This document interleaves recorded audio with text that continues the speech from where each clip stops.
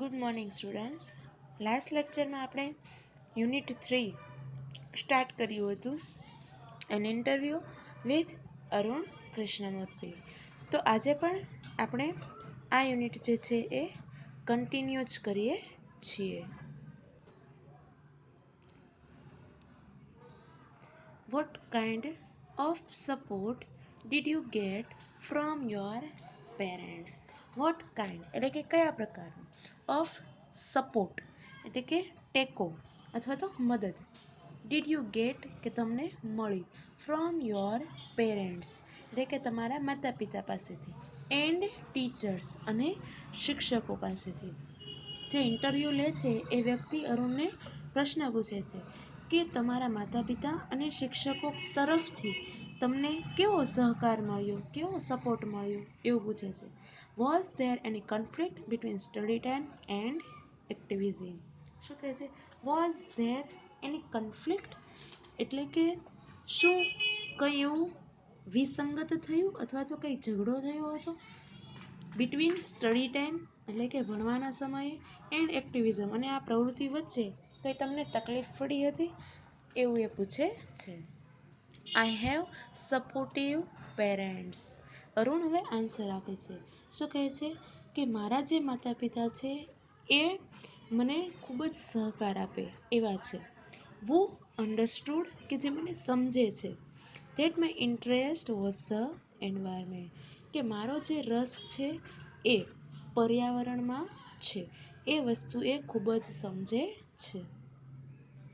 They have never stopped me from doing what I want.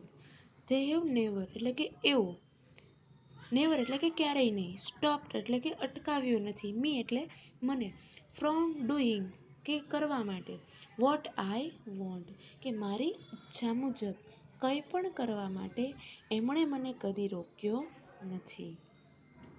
On my part અને મેં પણ, I also made sure અને મેં એને ખાતરી આપી છે, that I didn't fail my parents in any way. I didn't fail એટલે કે હું ક્યારેય પણ એને નિરાશ કરીશ નહીં. I always informed them about everything. I always એટલે કે હું હંમેશા, ઇન્ફોર્મ્ડ એટલે કે જણાવું છું, ધેમ એટલે કે એમને, કોને? એના માતા પિતાને. અબાઉટ એટલે કે વિશે, એવરીથિંગ એટલે કે દરેક બાબત વિશે હું મારા માતા પિતાને જણાવું છું. ધેટ આઈ ડીડ કે જે હું કંઈ પણ કામ કરું છું તો એના વિશે હું મારા માતા પિતાને બધી જ વાત જણાવું છું. એન્ડ ટૂંક અને લઉં છું ધેર એડવાઇસ એમની સલાહ. Before jumping into action. શું કહે છે કે હું કંઈ પણ કાર્ય શરૂ કરું એ પહેલાં એ કાર્ય વિશેની બધી જ માહિતી મારા માતા પિતાને હું જણાવું છું અને એમની પાસેથી હું સલાહ પણ લઉં છું એ કાર્ય શરૂ કરું એ પહેલાં. I have teachers who taught me how to go about things. I have teacher કે મારા શિક્ષકો પણ who taught me કે જેણે મને શીખવ્યું છે. શું શીખવ્યું છે? How to go about thing કે કામ કઈ રીતે પૂરું કરવું એ વિશે મારા શિક્ષકોએ પણ મને શીખવ્યું છે. They also taught me કે એણે એ પણ શીખવ્યું છે મને શું? હ્યુમિલિટી એટલે કે વિનમ્રતા પણ મને શીખવી છે. સો ધેટ તેથી I didn't become snobbish or arrogant and start thinking I was a superstar because I was doing all this environment work. શું કહે છે કે મારા શિક્ષકોએ મને વિનમ્રતા શીખવી છે. સો ધેટ એટલે કે તેથી, આઈ ડિડન્ટ બીકમ કે હું બની ન જાઉં. શું બની ન જાઉં?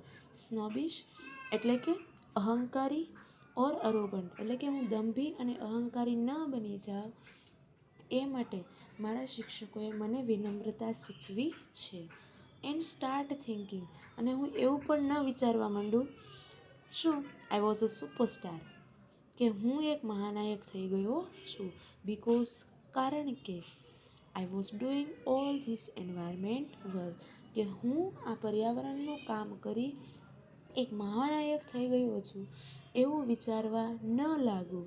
અને હું દંભી અને અહંકારી પણ બની ન જાઉં એ માટે મારા શિક્ષકોએ મને વિનમ્રતા શીખવી છે. ધે ટોટ મી, તેણે મને શીખવ્યું છે to be simple and keep learning on the time. શું કહે છે? ટુ બી સિમ્પલ એટલે કે એકદમ સાદગીવાળું એન્ડ કીપ લર્નિંગ અને સતત નવું શીખતા રહેવાનું મને એને શીખવ્યું છે. I am not an activist, કે હું એક પર્યાવરણવાદી જ છું.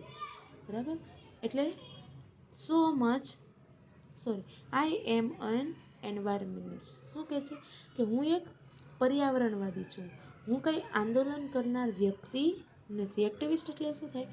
એક આંદોલન કરતી હોય એવી વ્યક્તિ. તો કહે છે કે હું પર્યાવરણવાદી છું એટલે કે એન્વાયરમેન્ટલિસ્ટ છું.